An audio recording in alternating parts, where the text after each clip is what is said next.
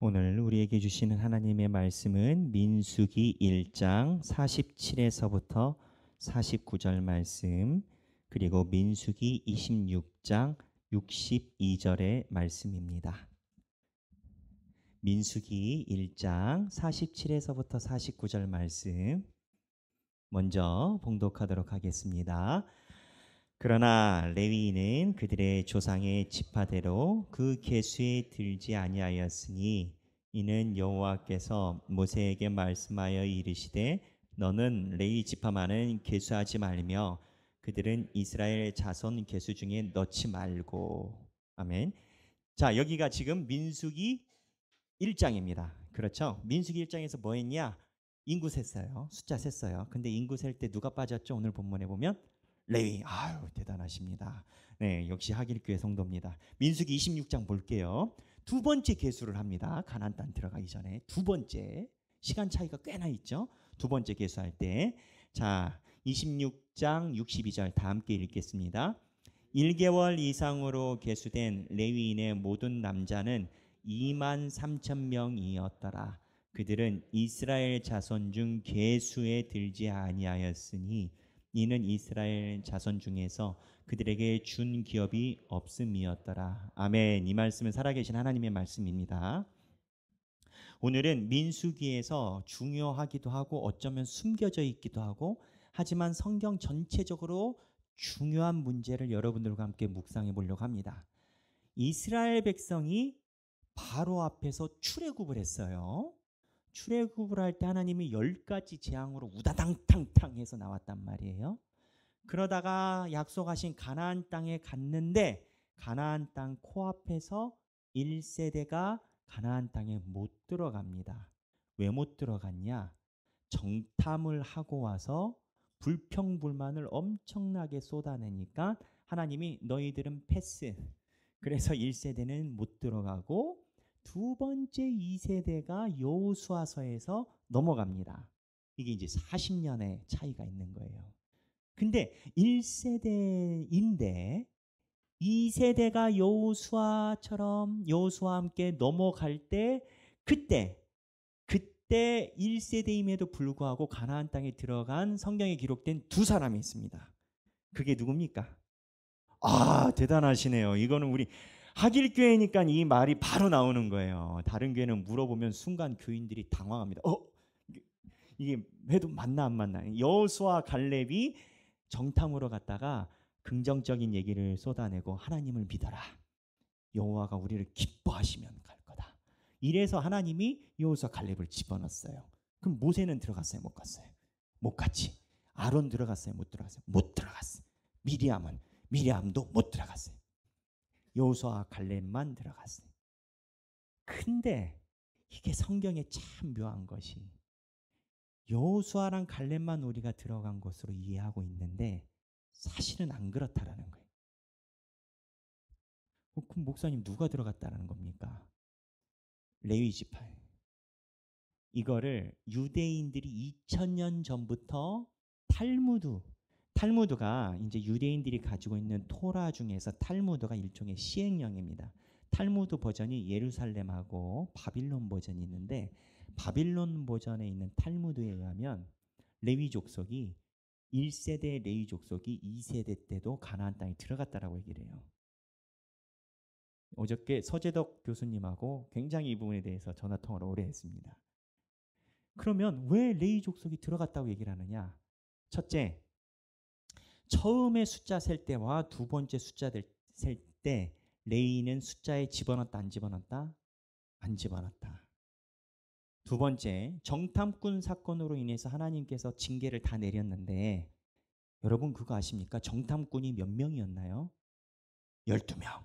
그러면 지파별에서 하나씩 뽑았죠. 근데 레위 지파가 있었나요? 없었습니다. 요셉 지파에서 베냐민과 므낫세가 한 지파씩 들어와서 12이 됐지. 그러니까 레위는 정탐을 안 들어갔어요. 그리고 세 번째, 1세대가 아론이고요. 아론의 제사장계를 이어간 게 2세대가 엘르아살입니다. 그렇죠? 근데 이 엘르아살이 정탐꾼 사건 이전 민수기 3장에서부터 실제적인 시행령을 이행을 받습니다. 그리고 19장에서 정탐꾼 사건이 13장이고 19장에서 붉은 암송아지 제2규정, 한 방에 여러 사람들을 속죄해주는, 이렇게 속죄해주는 붉은 암송아지 제2규정 때 엘르아살이 이어받습니다. 아론이 있는데. 그리고 여호수아가 도하를 할 때 엘르아살이 도합니다. 미디안 전쟁 나갈 때 엘르아살이 나갑니다. 근데 이 엘르아살은 2세대인데 사실은 정탐꾼 이전 민수기 3장에서부터 활동을 한 거예요. 그러니까 1세대에 속하는 거예요. 그래서 이런 것을 살펴볼 때 엘르아살이나 정탐꾼이나 또 성경 본문에 의거할 때 레위 지파는 하나님께서 가나안으로 들어가게끔 하셨다라고 우리가 아니라 유대인들 랍비 2000년 이전에 쓰였던 탈무드 해석서에 그렇게 주장을 하고 있습니다. 근데 지금 우리 신학계는 어떠하냐? 솔직히 이거에 대해서 자료가 많지가 않아요. 그래서 절반은 안 그렇다, 절반은 그렇다라고 생각을 해요. 그런데 제가 보는 견지에서는 유대인들이 민수기를 봤었던 그 견지가 설득력이 있어요. 서재동 목사님도 그런 견지를 보고 계시고, 무슨 내용이냐? 레위 지파는 1세대인데 가나안에 들어갔다는 거예요. 성경에 있는 근거대로라면. 그러면 레위는 왜 들어가게 됐냐라는 거예요. 이게 우리에게 주는 메시지가 큽니다. 왜냐하면 1세대가 가나안에 왜 못 들어갔어요? 하나님께 입술로 범죄해서 그런 거잖아요. 구테타 이렇게 해서. 근데 이거에서 패스된 세대가 있다는 거예요. 그게 레위인데, 레위가 가나안 땅에 들어가게 된 비밀은 예배 때문입니다. 레위가 예배를 맡았기 때문인 겁니다. 그러니까 하나님께서 예배를 맡고 있는 레위를 다른 12개의 지파가 가는 길과는 다르게 치셔서 레위가 하나님의 가나안 땅에 들어갈 수 있도록 길을 열었다라고 2000년 동안 주장하고 있는 아주 정통 학파들이 계속 있습니다. 예수님 오실 때까지 있을 거예요. 그렇다면 예배가 중요한 건 알겠는데 레위가 가지고 있는 예배가 무언가 특별한 게 있기 때문에 하나님이 그렇게 하지 않으시겠습니까? 레위가 가지고 있는 예배가 도대체 뭐가 있길래 하나님이 성경에서 이렇게 쳐다봐야, 또는 목사님이 연구를 해야만 나올 수 있는 그런 족적에 좀 숨겨져 있는가? 오늘 그거를 여러분들과 함께 살펴보려고 해요. 왜냐하면 1세대에 실패되는 상을 보면 저를 마찬가지고 저도 마찬가지고 신앙적 양심이 있는 사람들은 내가 하나님께 입술 잘못, 하나님의 신뢰하지 않았다가 가나안 땅에 못 들어갈 사람이구나 라는 불안감이 있습니다. 완벽한 사람 없어요. 아니 모세도 못 들어갔잖아요. 모세도 못 들어갔는데, 모세도 나중에 하나님께 야단 맞아서 못 들어갔는데 우리가 되겠어요. 그런데 하나님이 여기에 길을 내놓으신 게 레위라는 거예요. 예배는. 그래서 하나님이 레위의 예배와 어떻고 레위가 어떠한 예배를 드렸는지가 우리가 실제적인 하나님 앞에서 이 땅의 삶을 살아가는데 중요한 포인트라는 거예요. 그러면 레위는 어떻게 예배를 드렸길래 하나님께서 이렇게 패스가 됐나? 레위는요, 우리가 여러 번 묵상했지만 레위의 족보를 살펴보면 사실은 저주입니다. 레위는 역사의 출발이 저주예요. 야곱의 12아들이 있었어요. 그 야곱의 12아들 중에 야곱이 사랑하는 라헬과 또 사랑하지 않는 레아가 있었고, 레아의 자손 중에 원이 르우벤이고, 르우벤은 초반에 사고 치셔가지고 안녕했고, 시몬하고 레위가 둘째 셋째인데, 그렇죠? 이 시몬과 레위가 야곱이 죽을 때 아버지에게 저주를 받는 불행한 일로 레위의 역사가 시작돼요. 뭐 때문에 시작이 됐습니까? 추장 세겜이, 옆 동네인 추장 세겜이 자기 여동생 디나를 성적으로 유린했어요. 성폭행했어요. 아버지를 못 믿어요. 이 일 처리를 어떻게 하실지. 그래서 레위가 하나님의 성호의 상징인 할례를 하면 결혼해 줄게. 내 딸, 내 여동생 줄게라고 미끼를 걸었다가 할례를 하니까 남자들이 못 움직이니까 그때 칼을 들고 가서 다 죽여버립니다. 하나님의 예전을, 할례가 예전이에요. 예전이 예배의식이라는 거죠. 세상에 하나님의 예전을 복수의 칼날로 바꾼 첫 번째가 레위인 거예요. 성경의 역사에 하나님의 예배를 손댄 게 레위인 거예요. 그러니 야곱이 창세기 49장에 어떻게 저주했냐? 축복 하나도 없어요. 저주하리다 라고 얘기를 하고 49장에 나중에 살펴보면 이스라엘 중에서 흩트리라. 아버지가 돌아가시는 마당에 아들에게 이렇게 얘기하는 것도 쉽지 않아요. 근데 야곱이 하나님의 영에 휩싸여서 12지파를 예언을 했기 때문에 이거는 야곱의 본심보다는 하나님의 명령인 건 거예요. 하나님의 예배를 손댔다가 레위의 출발은 저주로 시작을 해요. 근데 레위가 이 부분을 인류가 흘러가면서 회복을 합니다. 언제 회복합니까? 창세기 32장에 이스라엘 백성들이 출애굽하고 나서 모세가 십계명 받으러 간 사이에 40일 동안 안 보이니까 금송아지를 만들었단 말이에요.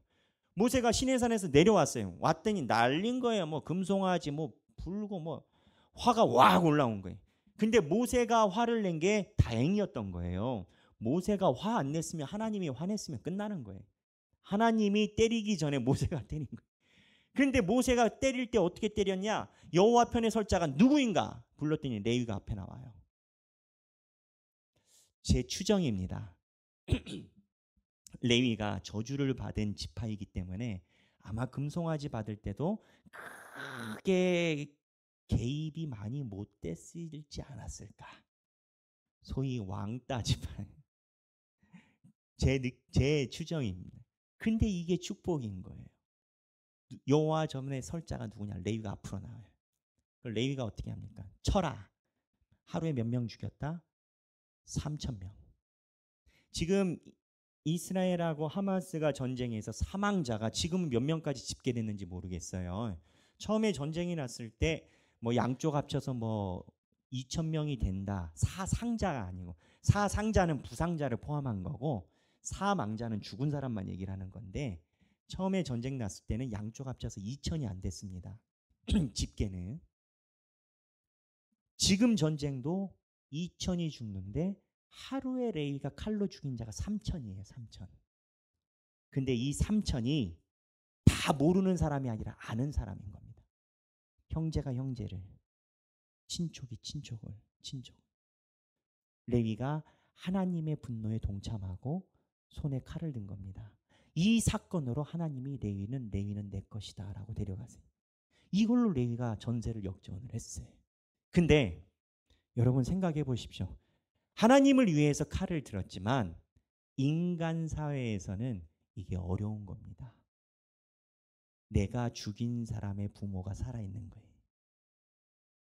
내가 칼을 찔러서 죽인 사람의 부모와 형제가 살아있는 상황이니까 레위는 구별을 했지만 구별이 될 수밖에 없는 고립무원에 있는 거예요. 그래도 하나님께서 함께 하시니까 가면 좋은데, 하나님이 이스라엘 백성들 출애굽하고 레위에다가 막 기름을 부어주시고 축복을 많이 주어주시니까 모세와 아론이 영광 중에 있다라고 생각했는지 민수기 12장에서 레위가 사고를 칩니다. 미리암과 아론이 모세의 추정으로는, 대부분 그렇게 보는데, 모세의 권력을 나누고자 미리암과 아론이 구스 여자 문제를 문제 삼고 모세에게 달라듭니다. 하나님이 정리하시죠. 근데 이럴 때는 개인이에요. 조금 점수가 깎였다라는 거예요.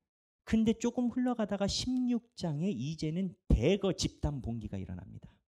레위가 모세와 아론에게 집단 봉기가 일어날 때 하나님이 어떻게 하시냐? 땅을 갈라서 250명을 죽여버리시고 연병으로 몇 명을 죽이셨다? 14,700명. 지금 이스라엘이랑 하마스가 10,000명 죽었나요? 잘 모르겠어요.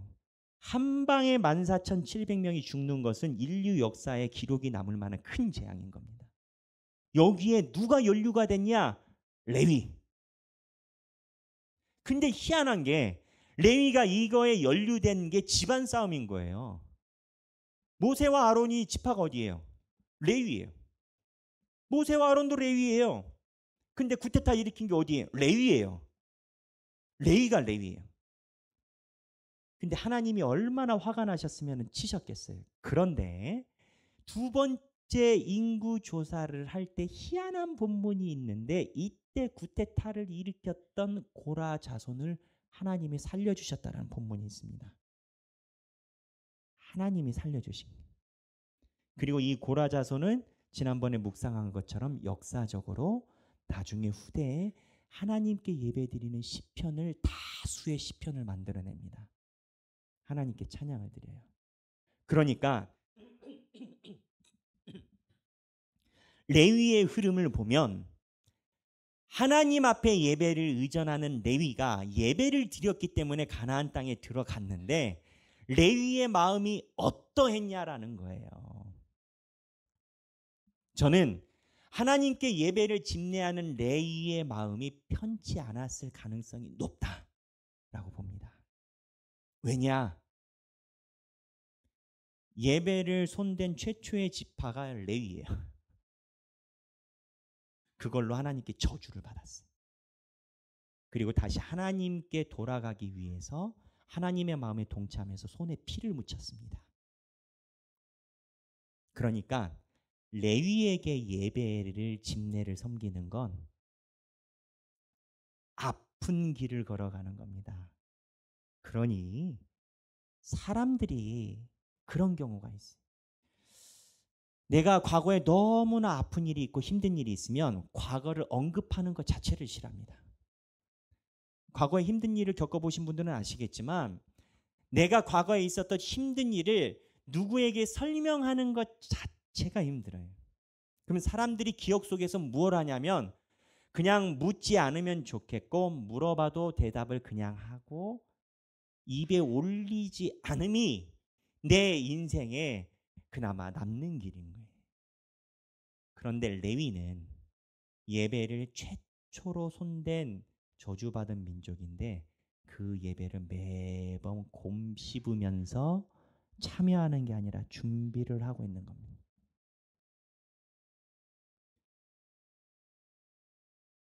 근데 하나님이 왜 그렇게 하실까요? 하나님이 레위를 버리지 않으세요. 솔직히 레위가 예전을 섬길 때 다른 지파들이 질투를 할 수가 있어요. 아니 우리는 당신네들만큼 사고를 친 적은 없는데 왜 너희들은 계속 예배를 예전을 하냐. 근데 하나님이 레위의 마음을 보신 게 있기 때문에. 여러분 예배를 어떻게 생각하십니까? 저는 이제 하나님께서 우리를 구원하신 것을 많이 연구하고 공부하고 그런 직책에 있지 않습니까? 그래서 저는 책을 보는 걸 좋아하고 하나님께서 주신 이제 지혜를 말미암아 신학적인 서적을 읽는 것을 굉장히 좋아하는데 이렇게 신학적인 서적을 읽다 보면은 솔직히 얘기하면 예수를 믿고 예배를 드린다라는 게 논리적이지 못해요. 무슨 얘기냐면 우리가 하나님 앞에서 죄 씻음으로 받아서 우리가 구원을 받았다 뭐 이런 기본 전제가 있고 하나님이 만나 주신다 이런 예배의 그림이 있잖아요. 이 수식이 정확하게 떨어지지 않습니다. 우리는 예배를 우리가 당연히 드릴 수 있다라고 생각하지만 하나님이 우리에게 비춰주신 빛으로 보면 우리는 예배 드릴 때마다 죽어요. 우리가 예배라는 그 순간에 있는 인간적인 수식, 내가 주님의 전에 나오기 전에 노력을 했고 무언가 내 삶에 하나님께 헌신을 했고 가져왔고 수식이 있는지 모르겠지만 엄밀하게 냉정하게 갖다 대입을 해보면요. 이 중간에 예배에서 하나님을 만날 수 있는 이 가운데 비어있는 이 공간이 묘하게 안 맞아떨어져요. 안 맞아떨어져요. 저는 목사이고 신학자이고 하니까 이거를 느껴요. 근데 희한하게 예배 순간에 하나님이 그 수식 방정식을 이상하게 이해하기 어려운 다른 방정식으로 바꿨습니다. 그러니 우리가 예배를 드리고 하나님의 임재에 들어갈 수 있는 거예요. 이 예배가 매우 중요해요. 레위 지파가 하나님께 나와왔을 때 하나님의 예배는 자기의 아픈 과거를 치료받는 예배예요. 근데 자기의 아픔을 치료받는 예배를 레위가 집례를 할 때 이상한 하나님의 방정식이 예배 중에 임하는.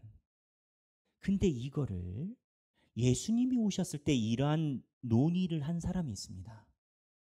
근데 그 사람도 이 구조에서 벗어나지 않아요. 누구냐? 요한복음에 나오는 사마리아 여인. 이 사마리아 여인은요, 예수님이 사마리아 여인과 대화를 할 때 예배학에서 가장 중요한 영과 진리로 예배하는 자들에게 하나님이 임하신다는 그 예수 그리스도의 멘트가 그 사마리아 여인이랑 대화할 때 나오셨어요. 근데 이 사마리아 여인의 속내를 살펴보면요, 레위랑 별반 다르지 않아요. 사마리아 여인이 예수님을 만나서 얘기를 했어요. 예배를 자꾸, 그러니까 쉽게 가면 이런 건 거예요. 사마리아 여인이 장기 결석자예요. 예수님이 너 왜 예배 안 드려? 그랬더니 예배를 드리러 갈랬더니 유대인들은 이쪽으로 가라고 저쪽으로 가라고 하고 바쁘고 예배를 어디서 드려야 돼요? 장기 결석자가. 그랬더니 예수님이 핵심을 얘기를 하시죠. 남편이 몇이냐? 5 있습니다. 그게 예배를 못 나오는 이유예요. 예수님은 네가 다른 얘기하지 말고 네가 예배 못 나오는 이유는 남편이 5이어서. 왜 5인데 예배 못 나와요? 예배 드릴 때마다 율법의 찔림과 나의 지나가고 잊고 싶은 과거가 자꾸 지려밟아지는 거예요. 근데 예수님이 이 얘기를 한 이유가 있어요. 레위의 이야기로 빗대면 아픔을 지려밟고 예배에 나와라는 거예요. 그러면 네가 생각하지도 못했던 방정식으로 하나님이 예배 중에 역사를 하신다는 거예요. 근데 이 예배가 여기 사마리아 여인에만 연결되는 게 아닙니다. 예배가요. 저는 그 생각을 했습니다. 하나님이 이스라엘 백성들을 출애굽시켜 가지고 가나안 땅에 데리고 들어갔잖아요.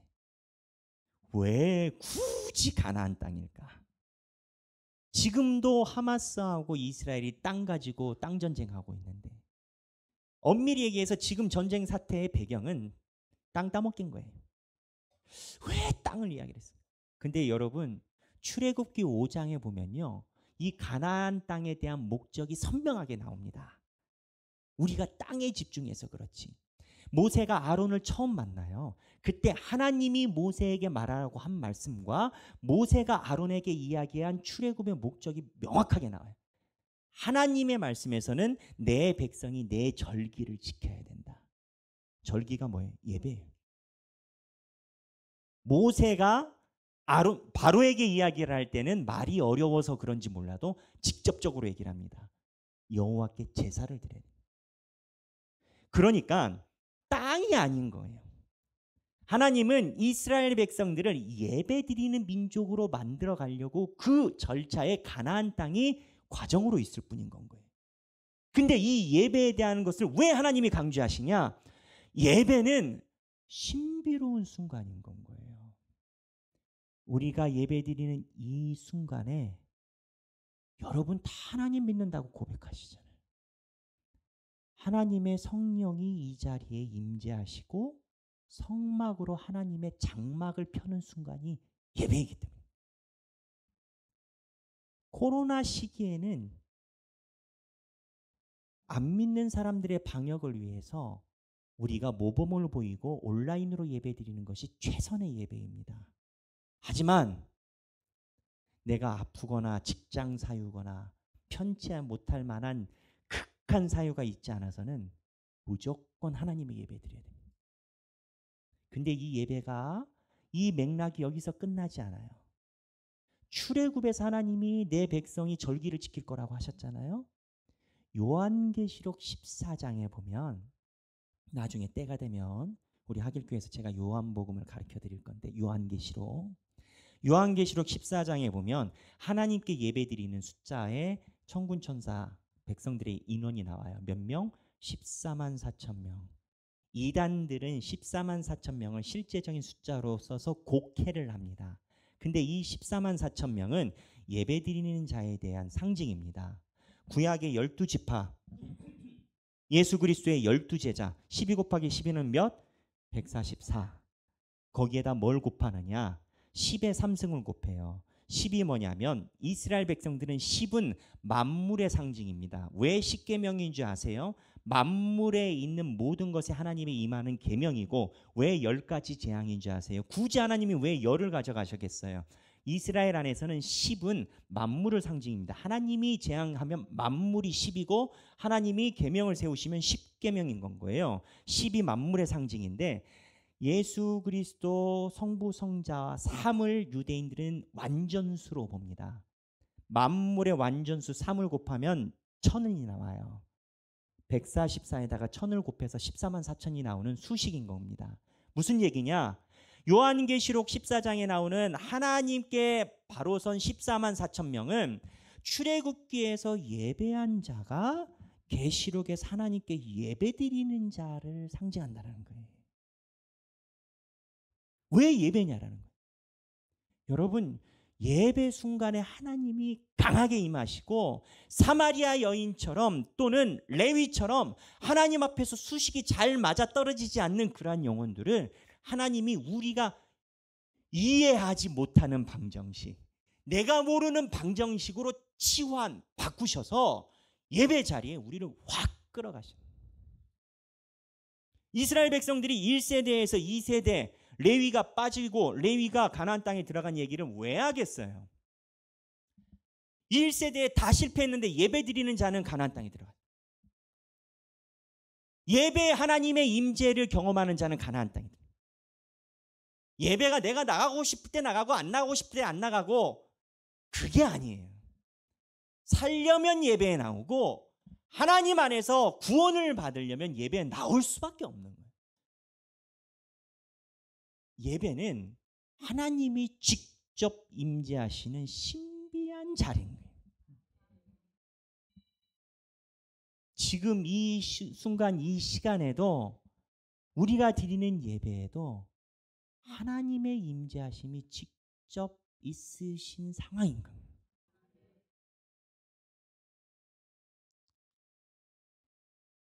사마리아 여인이 주님 앞에 예배 나올 때 사실은 본인이 남편이 5이나 있었기 때문에 교회 나가는 게 쉽지 않았을 겁니다. 그 마음을 우리가 어떻게 알겠어요? 남자를 5명을 바꾸고 그 사람이 예배 자리에 나간다는 게 쉽겠습니까? 근데 레위도 그랬다니까요. 하지만 예배를 부여잡고 예배 안에 있는 사람은 계산이 잘 맞지 않아도 무언가 내가 이해할 수 없는 다른 방정식으로 예배 중에 하나님이 끄시고 하나님이 광야에서 가나안으로 넘기신다라는 거예요. 우리가 인생 중에서 하나님이 원하시고 기뻐하시는 일만 갈 수 없습니다. 민수기를 읽다 보면 좌절감이 많이 들어요. 어쩌면 나랑 그렇게 똑같은지. 남 얘기가 아니에요. 다시 보려면 불편해. 아이고 나도 이럴 것 같은데 보나마나 또 그랬네. 혼나고. 근데 민수기에 배어있는 희한한 것은 하나님이 이스라엘 백성들을 치료하는 방법을 계속 예배로 가져갔어요. 계속. 죄의 피로 씻음 받았다. 맞는데 그 이상이라는 거예요. 죄로 씻음 받는 거는 당연지사인데 예배가 묘하게 이해할 수 없는 하나님의 공간 이동의 자리라는 거예요. 여러분은 일주일에 한 번 나오는 교회 때 예배를 어떠한 마음을 가지고 오십니까? 지난주에 갔는데 6일이 금방 가버렸네. 또 왔네. 지난주에는 헌금을 이만큼 했는데 이번 주는 그러니까 반띵할까? 이제 우스갯소리예요. 근데 제가 지난주에도 말씀드렸지만 이슬람 사람들은 하루에 5번 예배를 제대로 드려야 이슬람 교인으로 인정을 해요. 그들이 5번 기도할 때 하나님께 뭘 얘기를 할까요? 대부분은 이슬람 알라 신의 구현을 기도를 합니다. 우리가 예배 드리러 올 때 내가 일주일 동안 쌓였던 민원을 해결하기 위해서 예배 자리에 오는 것인가? 하나님이 하늘과 땅이 맞닿는 일주일에 한 번 있는 그 순간 내가 하나님을 경배하러 오는 것인가? 물론 두 가지가 함께 있지만 한 번쯤은 하나님이 하늘의 문을 여시고 땅과 맞닿는 그 순간에 그 예배에 참여하는 나의 마음에 대해서 한 번쯤은 생각해 볼 필요가 있습니다. 레위 족속이 하나님 앞에 의전을 집례할 때 마음이 어떠했겠습니까? 하나님을 높이는 것 외에는 염치가 할 수 있는 게 없습니다. 그렇기 때문에 시편에서 고라 자손들이 땅에 파묻힌 자손들이지만 하나님의 찬양을 성경에 기록합니다. 우리가 드리는 예배는 첫째도 하나님이요 마지막도 하나님이요 하나님의 영광을 송축하기 위해 있는 거예요. 근데 하나님의 영광을 송축하면 나머지 것들이 하나님이 다 이끄셔요. 심지어는 광야에서 가나안 땅으로까지.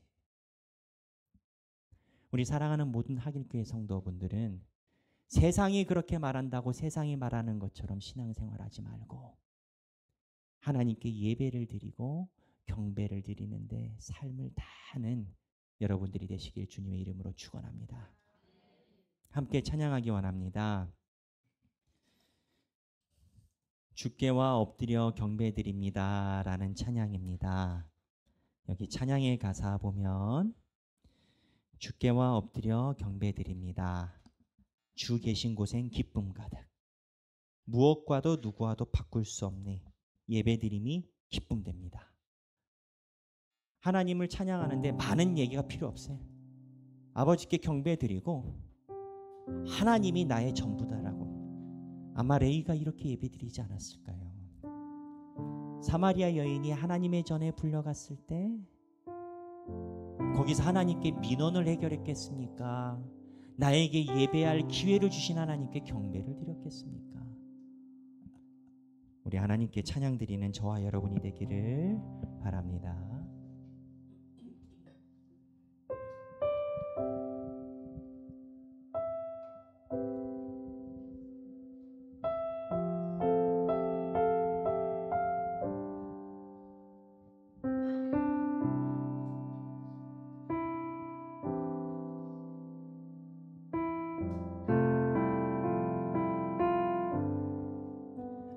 주께와 엎드려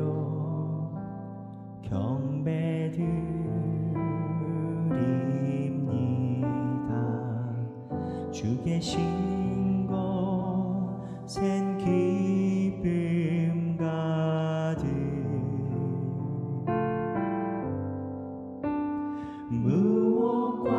무엇과도 누구와도 바꿀 수 없네 예배드림이 기쁨됩니다.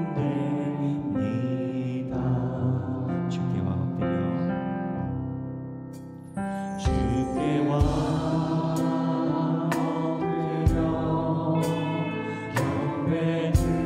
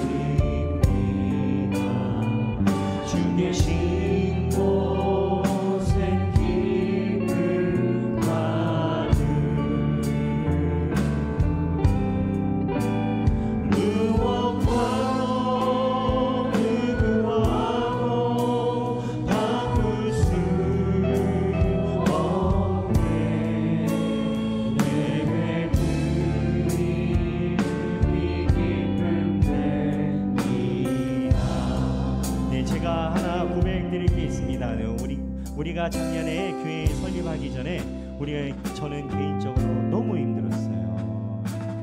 너무 힘들었고 태어나서 처음 겪는 어려운 일이었고, 근데 이제 거기서 마음의 바닥이 가니까 조금 넘어가면 우울증이 오겠다라는 생각도 많이 들었습니다.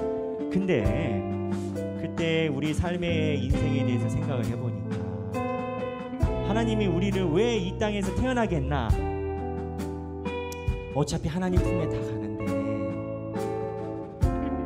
무언가를 이루기 위해서 그게 하나님께 무슨 덕일까? 근데 그때 하나님께서 나에게 만져주신 게 하나님이 이 땅에서 우리를 예배자로 세우게 우리를 보내셨다라는 생각이 강하게 들었습니다. 만약에 우리가 이 시간에서 드리는 예배 하나하나가 하나님 보시기에 연락이 된다면 모든 은하계의 나이가 45억 년, 100억 년이 넘는다고 하는데, 우리가 예배드리는 이 순간이 시간에 멈춰지는 게 아니라 우주에 있는 별처럼 하나님께서 예배 순간을 봐주신다라고 마음속에 예배 중에 강하게 주셨어요. 우리가 이 땅에서 생명을 붙이고 호흡을 하는 이유는 하나님의 예배자로 살아가게 하기 위함인 겁니다. 그런 우리가 되기를 바랍니다. 우리 다시 주께와 엎드려 경배해드립니다.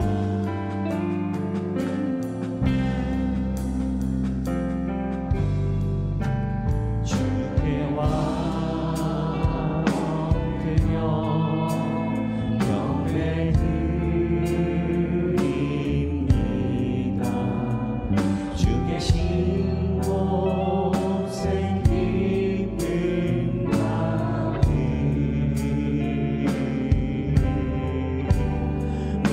무엇과도 누구와도 바꿀 수 없네. 예배드림이 기쁨됩니다. 주께와 엎드려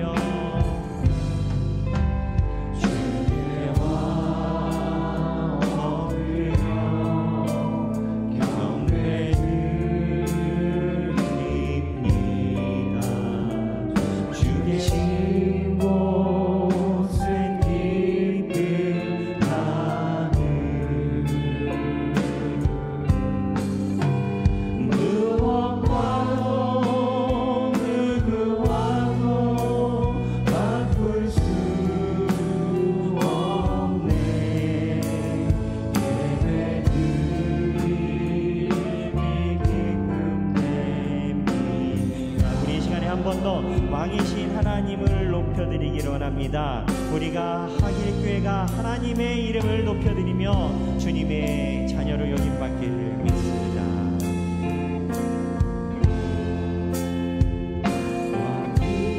왕이신 나의 하나님, 내가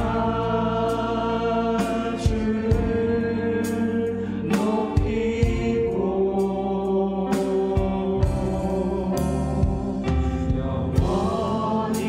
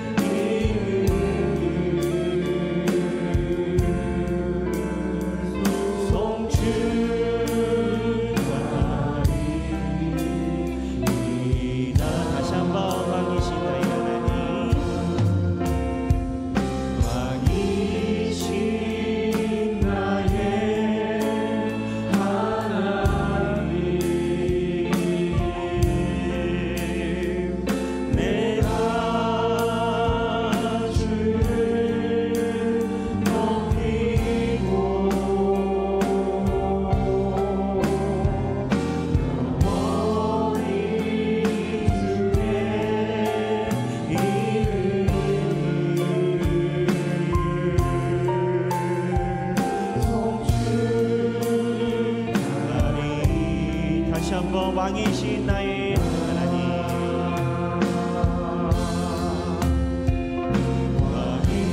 왕이신 나의 하나님,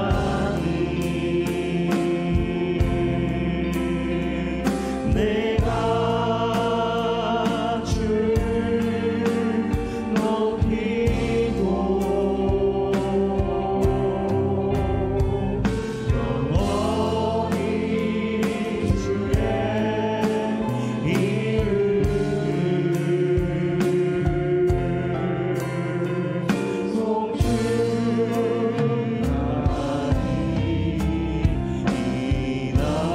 우리 이 시간에 성령님께서 주시는 기도의 마음을 따라 개인 기도하도록 하겠습니다. 기도하시겠습니다. 하나님 아버지, 우리가 이 땅에서 살아가며 하나님의 이름을 높이는 축복을 주님 앞에 올려드릴 수 있도록 도와주옵소서. 하나님 아버지, 우리가 많이 약하고 하나님 아버지 사람들 앞에서 주님 미흡하여 하나님의 이름의 누를 행하는 일을 주님 하지 않도록 하시고 예배 중에서 임하시는 주님의 임재하심과 돌보심으로 우리의 삶이 가득하게 하여 주옵소서. 하나님 아버지, 이 우주의 모든 나이 우리가 예배드리는 이 순간을 바라신다는 하나님, 하나님께서 우리의 만지시고 우리가 상상하지도 못하는 것으로 우리의 모든 것을 이동시키려고 하시는 하나님 아버지, 내 삶에 있는 많은 고통이 많다 할지라도 하나님 아버지의 인도하심과 주님의 인도하심과 역사하심을 믿고 나아가는 우리의 예배의 삶이 되게 하여 주시옵소서. 주님을 바라보니, 아버지의 인도하심을 바라보니 우리의 삶이 하나님께 예배드리며 하나님 앞에 연락이 되는 삶이 되게 하여 주옵소서. 주님의 이름을 간구하오니 아버지여, 주님께서 우리의 삶에 만져주시고 우리가 레위처럼 하나님 앞에 영예를 받을 수 있도록 인도하여 주옵소서. 주님, 제가 기도하겠습니다. 하나님 아버지, 우리도 때로는 예배의 순간이 나의 아픈 순간을 지려밟는 것 같을 때가 있고, 그리하여 이 얘기 저 얘기 다 말하지만 남편 5 있는 사마리아 여인처럼 하나님의 예배를 멀리할 때가 있음을 고백합니다. 때로는 이스라엘 백성처럼 하나님이 어제 주신 축복은 잊어버리고 입술을 잘못 담아 민수기의 이스라엘 백성이 아니라 내가 그러한 것처럼 하나님 앞에 죄송할 때가 많이 있음을 고백합니다. 아버지, 그러나 그럼에도 불구하고 예배 자리로 부르시고 예배를 통하여 우리에게 역사하시고 우리가 계산하기 어렵고 예측하기 어려운 무언가 다른 것으로 우리를 이끌어 가시는 하나님, 예배 중에 광야에서 가나안 땅으로 이끌어 가시는 하나님, 우리가 주님을 믿고 의지합니다. 우리의 삶이 아버지의 이름을 송축하고 아버지의 이름에 영광을 올려드리는 삶이 되게 하여 주옵소서. 그 자리가 우리 하길교회 성도들의 가득 찬 14만 4천의 자리가 되게 하여 주옵소서. 오늘 주님 앞에 그러한 마음으로 봉헌을 드리는 영혼들이 있습니다. 어려운 시기에 하나님 앞에 봉헌 드리는 그 마음의 정성에 예배의 역사와 성령의 인도하심으로 채워 주옵소서.